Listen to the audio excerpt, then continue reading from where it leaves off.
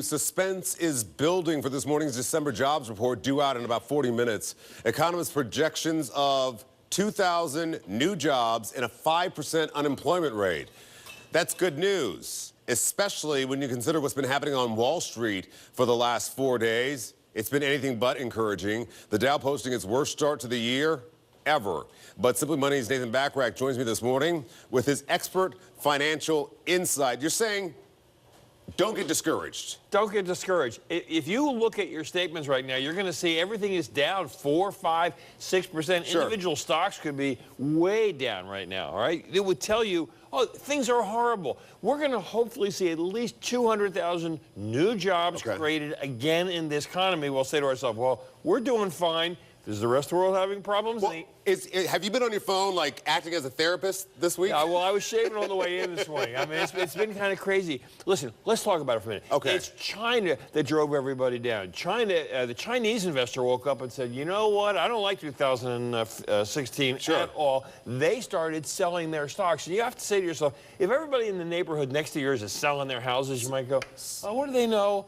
I don't know. Well, all of a sudden, the Chinese investor, who has, on average, has less than 10 years of experience investing, which, you know, in this newsroom alone, the average investor's got more than that, just because we live in capitalism. We breathe capitalism. So they started dumping their shares, and the rest of America, and the rest of the world, for that matter, said, well, gee, maybe if China's slowing down, I should get out of the stock market. And you're saying just take a breath and wait. Take 2 aspirin and call me in a year. If you have a headache, you call up to the doctor, he's going to go, oh, Rob, look, if you still got a headache anymore, I need to see you because maybe there's something really bad going on.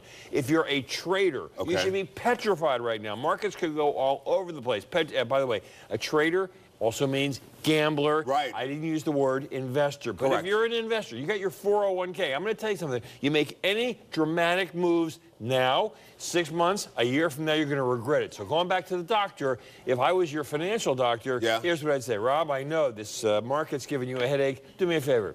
Take 2 aspirin. Call me in a year. And the thing is, if you're a financial doctor, don't operate on yourself, would be your advice to your patient, right? Don't do it, because you're going to hurt yourself worse than you're hurting right now. The hardest thing for any advisor to manage, if you were the client, is your emotions. Yeah, sure. Because we're naturally programmed that when something goes down, if a bear is after us, all right, we go, okay, I gotta solve this problem. I gotta get away from the danger quickly. So we're hardwired to try and protect ourselves. Guess what? In the ebbs and flows of capitalism, and what you're seeing right now is that we know capitalism. The rest of the world, particularly the Chinese, they're figuring it out. Correct. Okay, last question for you, and this is just out of the blue. The Powerball jackpot now sits at $700 million.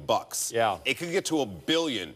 Would you ever advise anyone to buy a Powerball ticket? That's the first question. And number 2, if they win, what's the first thing they should do? Well, first off, you know, I would spend $1. Secondly, the odds of winning the Powerball now are 1 in 290 million. The odds, by the way, that you walk out of the studio, Rob, and get hit by lightning, 1 in 900,000. But you know, everybody's going to have their own little lottery. Suppose you get a $5,000 or $10,000 inheritance. Your parents pass on some money to you. Take a lump sum. Don't touch it, because once you do, it's like breaking a $20 bill. All of a sudden, where'd it go? It's all gone. It's gone. All right.